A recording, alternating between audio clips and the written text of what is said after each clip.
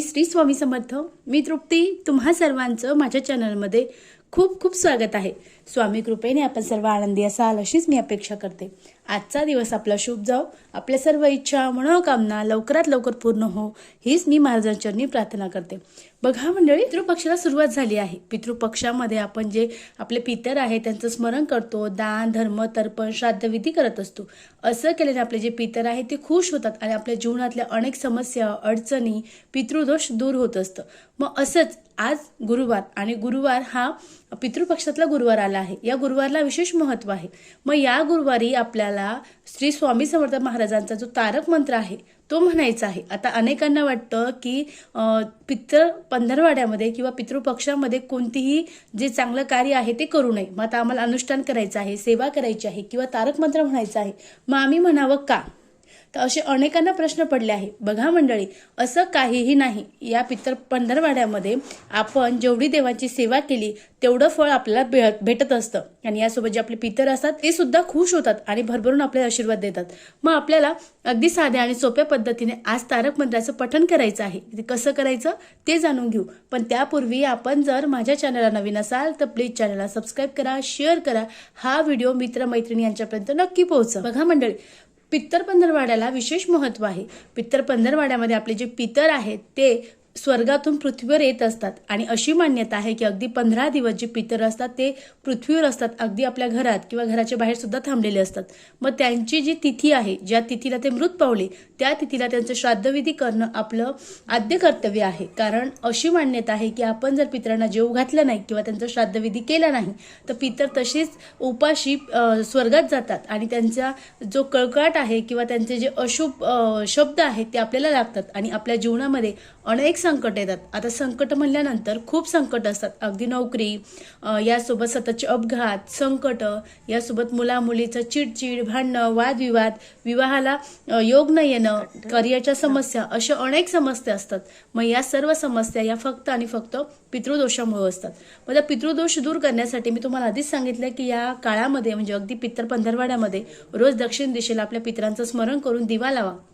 यासोबत तुम्हाला शक्य झाल्यास रोज त्या जी व्यक्ती मृत पावली आहे त्या व्यक्तींसाठी रोज तुम्ही तर्पण करा, दान करा, धर्म करा.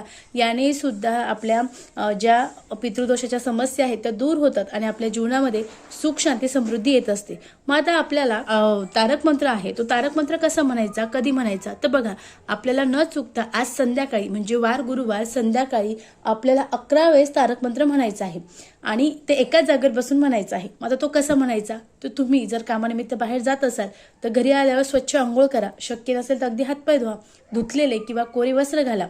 त्यानंतर तुम्हाला देवाजवळ बसायचं आहे. देवाजवळ बसल्यानंतर जो तेलाचा तुपाचा दिवा असेल देवाजवळ तो लावून घ्यायचा आहे. अगरबत्ती लावायची आहे.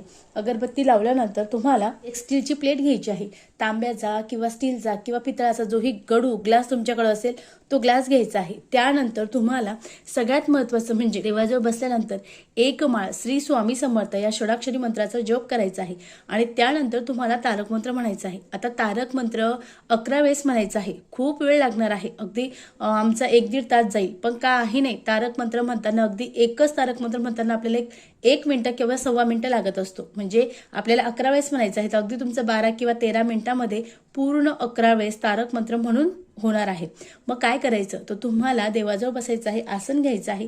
त्यानंतर मी ज्या ग्लासमध्ये पाणी सांगितलं ते घ्यायचं आहे. खाली एखादी स्टीलची, पितळाची, तांब्याची प्लेट घ्यायची आहे आणि त्यानंतर जी अगरबत्ती आहे ती लावून घ्यायची आहे. त्यानंतर स्वामी समर्थ महाराजांना नमस्कार करायचे आहे. ते तुमचे जे पितर आहेत त्यांना सुद्धा स्मरण करायचं आहे आणि त्या पितरांना सद्गती लाभो यासाठी देवाकडे प्रार्थना करायची आहे.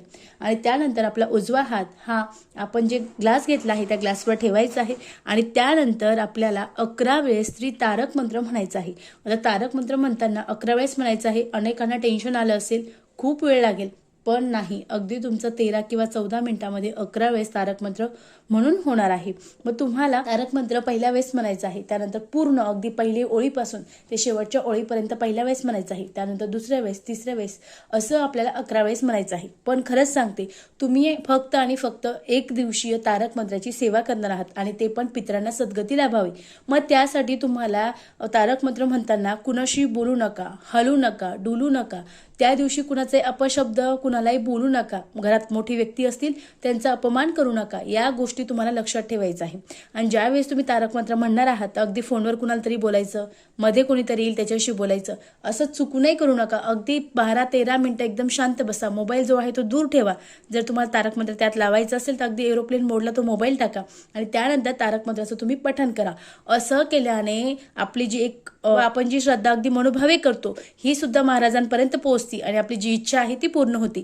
आपण जर ही सेवा पितरांसाठी केली तर पितरांना सद्गती लाभते आणि पितरांना जर सद्गती लाभली तर आपल्यावर पितरांचा अखंड वरदहस्त राहतो. आपल्या जीवनात कशाची कमतरता राहत नाही. मी आधीच सांगितलं, पितृदोषाने अनेक दोष लागत असतात. अगदी नोकरीच्या सुद्धा, अगदी तुमची चांगली लागलेली नोकरी सुद्धा सुटून जाते. अगदी अनेकांचे विवाह ठरतात, साखरपुडा होतो आणि ऐन लग्नाच्या वेळेस जे लग्न आहे ते तुटून जातं. मग प्रत्येकाला वाटतं की माझा दोष काय, माझ्या मुलीचा दोष काय, किंवा माझ्या वडिलांचा दोष काय, असं का झालं. तो तुम्हाला पितृदोष असतो. या पितृदोषामुळे तुम्हाला अनेक गोष्टींना, अनेक समस्यांना तोंड द्यावं लागत असतं. मग त्यासाठी आपल्याला या पितृपक्षातल्या गुरुवारी अतिशय साधी आणि अतिशय सेवा आहे ती म्हणजे तारक मंत्र. स्वामी समर्थ महाराजांना अतिशय प्रिय सेवा म्हणजे तारक मंत्र आहे.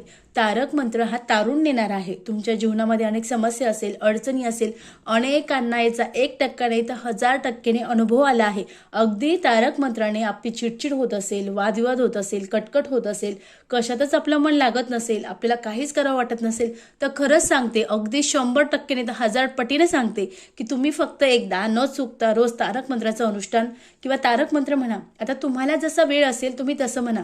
तुम्हाला 3 दिवसाचं अनुष्ठान करता येत असेल तसं करा. 1 दिवसाचं येत असेल 21 वेळा तुम्ही तसं करा. तुम्हाला जसाही वेळ असेल तसं तुम्ही करा. मी तुम्हाला म्हणत नाही की तुम्ही रोजच 21 वेळा म्हणा, कारण आजकालच्या या धावपळीच्या युगामध्ये कुणाकडेही वेळ नाही. तुम्ही जीही सेवा करतात ती सुद्धा सेवा महाराज गोड मानून घेतात आणि महाराज तुमच्या प्रत्येक सुखात, दुःखात, संकटात सोबत असतात. आपण जर श्री स्वामी समर्थ महाराजांचा तारक मंत्र म्हणला तर कोणतंही संकट आपल्यापर्यंत महाराज येऊ देत नाही. मग असं वाटतं की अरे आता असं झालं असतं तर हे झालं असतं, माझं असं झालं असतं, का झालं नाही, कारण तुम्ही ती श्री स्वामी समर्थ महाराजांची रोज नामस्मरण करतात, सेवा करतात. मग त्यामुळं कोणतंही मोठं संकट असो की छोटं संकट असो महाराज तुमच्यापर्यंत येऊ देत नाही.